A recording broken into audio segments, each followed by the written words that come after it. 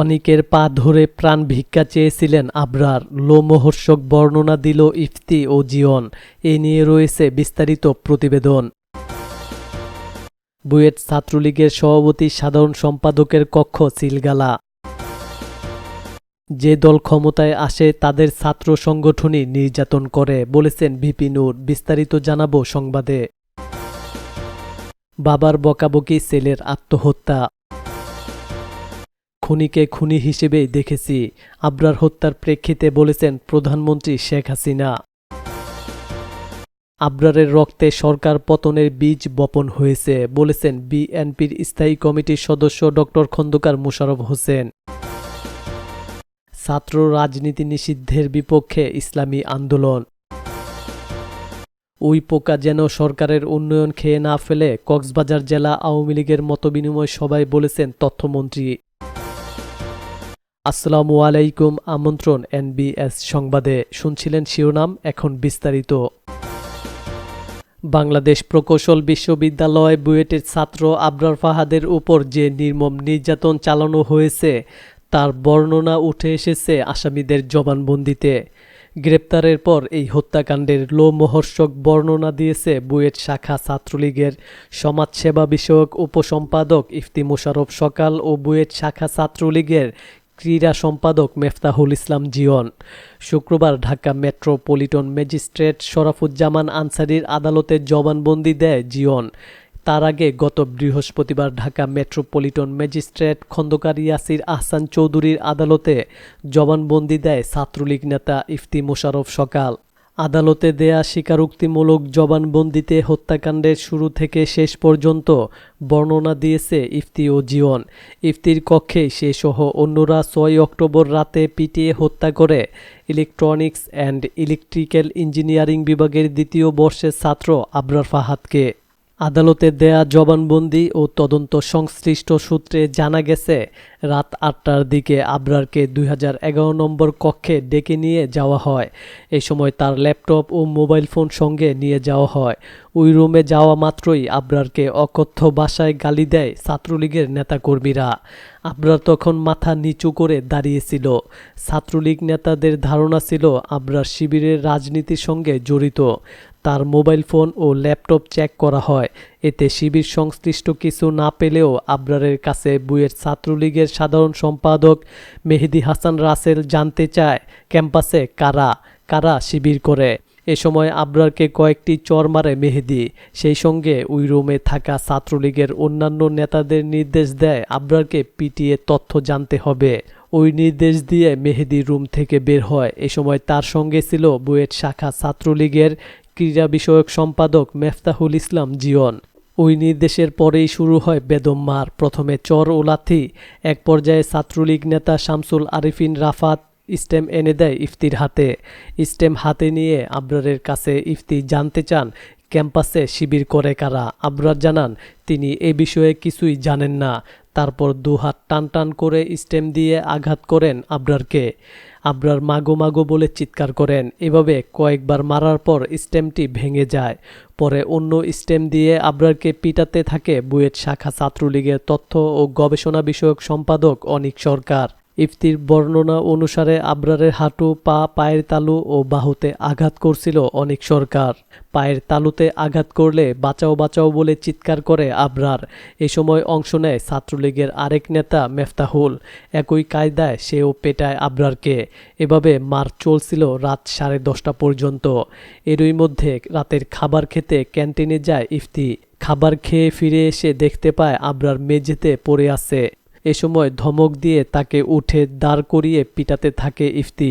মোটা দড়ি দিয়ে আবরারকে এই দফায় পিটাতে থাকে মুজাহিদুর রহমান, তারপর আবার ইফতি, তারপর তাবাক্কারুল ইসলাম তানভীর ও রবিন। প্রায় একটানা 1 ঘন্টা পিটিয়েছে বুয়েট ছাত্রলীগের তথ্য ও গবেষণা সম্পাদক অনিক সরকার।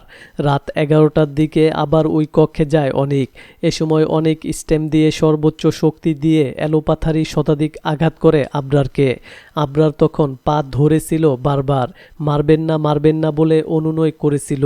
অনেক খুবই অনিয়ন্ত্রিতভাবে আবরারকে মারতে থাকে। রাত 12টা পর্যন্ত আবরারকে মারতে থাকে সে। মারতে মারতে ঘেমে যায়। আবরারের কথা তখন অস্পষ্ট, কথা বলার শক্তি নেই প্রায়, অনেক তখন বের হয়ে যায়। জবানবন্দিতে ইফতি জানিয়েছে তখন আবরার অসুস্থ হয়ে পড়েন, ঘন ঘন নিঃশ্বাস নিচ্ছিল। ওই সময়ে আবরার বমি করেন, পরপর দুবার বমি করেন। ভয় পেয়ে যায় ইফতি। ফোনে এই বিষয়ে কথা বলে অনেকের সঙ্গে। অনেক পরামর্শ দেয় আবরারের শরীরে মলম লাগিয়ে দিতে। পরে 2005 নম্বর কক্ষে বিছানায় রাখা হয় আবরারকে। এ সময় মেসেজ পাঠায় বুয়েট ছাত্রলীগের আইন বিষয়ক উপসম্পাদক অমিত সাহা। অমিত সাহা সবকিছু জানার পরে নির্দেশ দেন তাকে আরও মারতে হবে, মেরে তথ্য বের করতে হবে। কিছুক্ষণ পর বুয়েট ছাত্রলীগের সাধারণ সম্পাদক মেহেদী ও অনেক 2005 নম্বর কক্ষে যায়। মেহেদী তখন বলে কিছু হয়নি, ও নাটক করতেছে। ওই সময়ে আবার বমি করেন আবরার। মেহেদী তখন আবরারকে পুলিশের হাতে দেয়ার জন্য নিচে নামাতে বলে। তোশকসহ আবরারকে দোতলা ও নিচতলার সিঁড়িতে নামিয়ে রাখা হয়। ওই সময়ে আবরার অস্পষ্টভাবে কয়েকবার তাদের বলেছিল, ভাই গো ভাই, আমার শরীরটা খুব খারাপ লাগছে। সাধারণ সম্পাদক মেহেদী হাসান রাসেল তখন নিচে নেমে হলের প্রধান ফটকে পুলিশের সঙ্গে কথা বলে। তখন মুনতাসির জানায় আবরারের হাত পা ঠান্ডা হয়ে আসছে। ইসমাইল ও মনির তখন অ্যাম্বুলেন্সে ফোন দেয়। অ্যাম্বুলেন্স আসতে দেরি হওয়ায় তামিম বাইক নিয়ে বুয়েট মেডিকেলের চিকিৎসককে নিয়ে আসে। চিকিৎসক আসার পরই অ্যাম্বুলেন্স আসে। সিঁড়িতে আবরারকে দেখে চিকিৎসক জানান আবরার মারা গেছে। আবরার মারা গেছে জানার পর হলের কক্ষে শুয়ে থাকে ইফতি।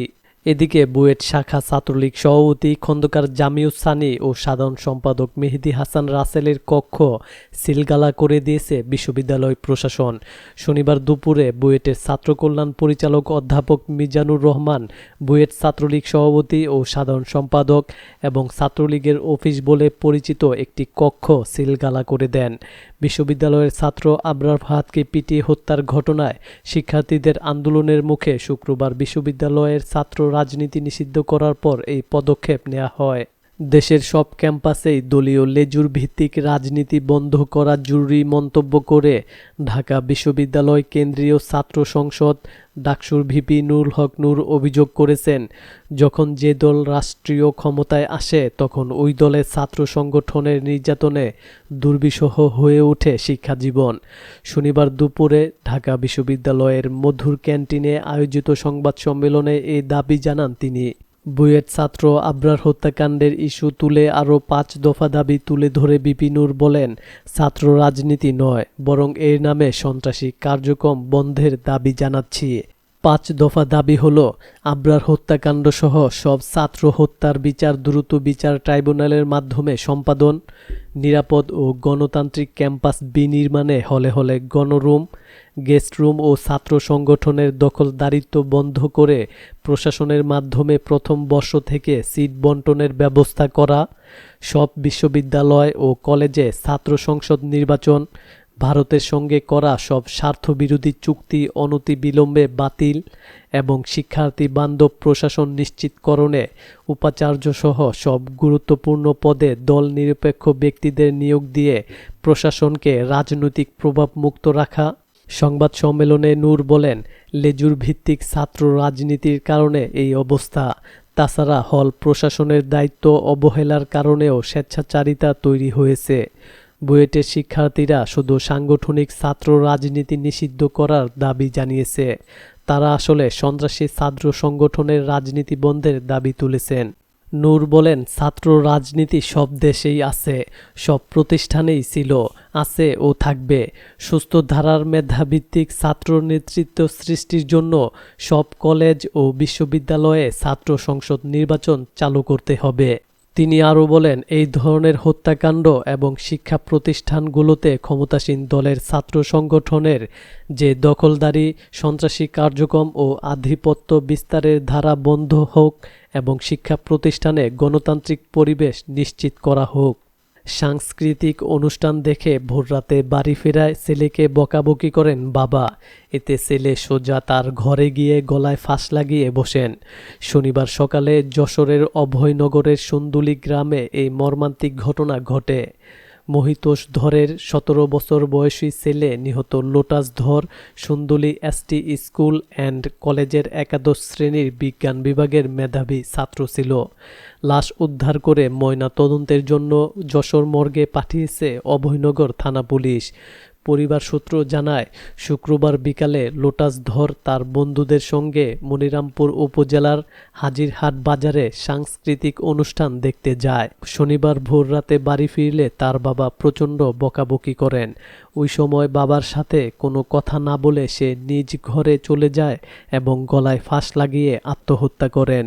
বুয়েটের ছাত্র আবরার ফাহাদ হত্যাকাণ্ডের প্রেক্ষিতে আন্দোলনের মুখে বুয়েট কর্তৃপক্ষ আন্দোলনকারী শিক্ষার্থীদের সব দাবি মেনে নিলেও আন্দোলন চালিয়ে যাওয়ার যৌক্তিকতা নিয়ে প্রশ্ন তুলেছেন প্রধানমন্ত্রী শেখ হাসিনা। প্রধানমন্ত্রী বলেন, সাধারণ ছাত্রদের 10 দফা দাবি তো মেনে নিয়েছে ভিসি, তারপরেও তারা কেন আন্দোলন করবে? আন্দোলনের কি যৌক্তিকতা থাকতে পারে? শিক্ষাঙ্গনে অনুকূল পরিবেশ বজায় রাখার জন্য কঠোর হুঁশিয়ারি উচ্চারণ করে অন্যায়কারী যে কারো বিরুদ্ধেই কঠোর শাস্তিমূলক ব্যবস্থা গ্রহণের কথা উল্লেখ করেন তিনি। সরকার প্রধান বলেন, আমাদের স্পষ্ট কথা, শিক্ষা প্রতিষ্ঠানে শিক্ষার পরিবেশ রাখতে হবে। কোনো অন্যায় অবিচার আমরা সহ্য করি নাই, ভবিষ্যতেও করব না। অপরাধী যেই হোক তার বিরুদ্ধে ব্যবস্থা নিব। প্রধানমন্ত্রী শেখ হাসিনা শনিবার সকালে রাজধানীর খামারবাড়িস্থ কৃষিবিদ ইনস্টিটিউশন মিলনায়তনে মহিলা শ্রমিক লীগের কাউন্সিল 2019-এর উদ্বোধনী পর্বের প্রধান অতিথির ভাষণে একথা বলেন। প্রধানমন্ত্রী বলেন, খুনিকে খুনি হিসেবেই তার সরকার দেখে। তিনি বলেন, তিনি 1 মিনিটও দেরি করেননি। খবর পাওয়ার সঙ্গে সঙ্গে ব্যবস্থা গ্রহণের নির্দেশ দিয়েছেন, কারণ এই ধরনের অন্যায় কখনোই মেনে নেওয়া যায় না। প্রধানমন্ত্রী বলেন, আমরা কিন্তু পিছিয়ে থাকিনি, কোন দল করে সেটা দেখিনি। খুনিকে খুনি হিসেবে, অপরাধীকে অপরাধী হিসেবে, অন্যায়কারীকে অন্যায়কারী হিসেবে দেখেছি। হত্যাকারীদের দ্রুত গ্রেপ্তারে তার সরকারের পদক্ষেপ তুলে ধরে প্রধানমন্ত্রী বলেন, খবরটা পাওয়ার সাথে সাথে আমি কারো আন্দোলন বা নির্দেশের অপেক্ষা করিনি। আমি পুলিশকে নির্দেশ দিয়েছি, ওদেরকে গ্রেপ্তার করো এবং ভিডিও ফুটেজ দেখে সমস্ত তথ্য সংগ্রহ করো। এই তথ্য সংগ্রহ করতে গিয়ে আন্দোলনকারী শিক্ষার্থীদের বাধার মুখে সাধারণ তদন্তে বিঘ্ন সৃষ্টি উল্লেখ করে সরকার প্রধান বলেন, পুলিশের ভিডিও ফুটেজ সংগ্রহের সময় আন্দোলনকারী শিক্ষার্থীরা কেন বাধা দিয়েছিল আমি জানি না। পুলিশের আইজি এসে আমাকে বিষয়টি জানানোর পর ছাত্রদের দাবি মতে ভিডিও ফুটেজের কপি সরবরাহ করে সেটি সেখান থেকে তড়িঘড়ি নিয়ে গিয়ে আসামি চিহ্নিত করার কার্যক্রম শুরুর নির্দেশনাও তিনি প্রদান করেন বলে জানান। বিএনপির স্থায়ী কমিটির সদস্য ডক্টর খন্দকার মোশাররফ হোসেন বলেছেন, 1990 সালে শহীদ জেহাদের রক্তের বিনিময়ে স্বৈরাচার এরশাদের পতন হয়েছে। একইভাবে শহীদ আবরার ফাহাদের রক্তে এই সরকারের পতনের বীজ বপন হয়েছে। শনিবার রাজধানীর নয়াপল্টনে বিএনপির কেন্দ্রীয় কার্যালয়ের সামনে জনসমাবেশে প্রধান অতিথির বক্তব্যে এসব কথা বলেন তিনি। সম্প্রতি প্রধানমন্ত্রীর ভারত সফরকালে দেশটির সঙ্গে করা সব দেশবিরোধী চুক্তি বাতিল ও বুয়েটের ছাত্র আবরার ফাহাদ হত্যার প্রতিবাদে সারা দেশের মহানগরগুলোতে জনসমাবেশ করে বিএনপি। ডক্টর খন্দকার মোশাররফ হোসেন বলেন, দেশবিরোধী চুক্তির বিরুদ্ধে প্রতিবাদ করে আবরার একটা স্ট্যাটাস দিয়েছিল, এর জন্য তাকে প্রাণ দিতে হলো। এটা দেশের মানুষের প্রতিবাদ। আবরারের কথাটাই দেশের মানুষের কথা। আবরারকে হত্যা করে দেশের জনগণের কণ্ঠকে হত্যা করা হয়েছে। ছাত্র সমাজ এর বিরুদ্ধে ঐক্যবদ্ধ হয়েছে। তার রক্ত জনগণ বৃথা যেতে দেবে না। তিনি বলেন, ফেনী নদীর পানি উত্তোলনে প্রধানমন্ত্রী সম্মতি দিয়েছেন, সমুদ্র বন্দর ব্যবহার করতে সম্মতি দিয়েছেন, উপকূলে যৌথ নজরদারির নামে ভারতকে 20টি রাডার প্রতিষ্ঠা করার অনুমতি দিয়েছেন। আমরা যে এলজিপি আমদানি করি তা ভারতে রপ্তানি করার অনুমতি দিয়েছেন। এসব চুক্তির প্রতিটি বাংলাদেশের স্বার্থ বিরোধী। ফেনী নদীর পানি উত্তোলনের অনুমতি দিলেন, কিন্তু কতখানি তারা উত্তোলন করবে তা পরিমাপ করার বিষয় এই চুক্তিতে কিছু নেই। এছাড়া 36টি নদীর পানি ভারত জোর করে তুলে নিয়ে যাচ্ছে, এ বিষয়ে কিছু বলা হয়নি। বাংলাদেশ প্রকৌশল বিশ্ববিদ্যালয় বুয়েটে ছাত্র রাজনীতি নিষিদ্ধ করার পক্ষে নয় ইসলামী আন্দোলন বাংলাদেশ। দলটির সিনিয়র নায়েবে আমির হজরত মাওলানা মুফতি সৈয়দ মোহাম্মদ ফয়জুল করিম বলেছেন, ছাত্র রাজনীতি নিষিদ্ধ করার মাধ্যমে ছাত্রদের নৈতিকতার উন্নয়ন ঘটানো সম্ভব নয়, বরং আদর্শিক শিক্ষার মাধ্যমে সম্প্রতি ঘটে যাওয়া বর্বরচিত হত্যাকাণ্ডের মতো ঘটনা থেকে চিরমুক্তি পাওয়া সম্ভব। ছাত্র রাজনীতি নিষিদ্ধ করার মধ্য দিয়ে বুয়েটের চলমান সংকট সমাধান সম্ভব নয়।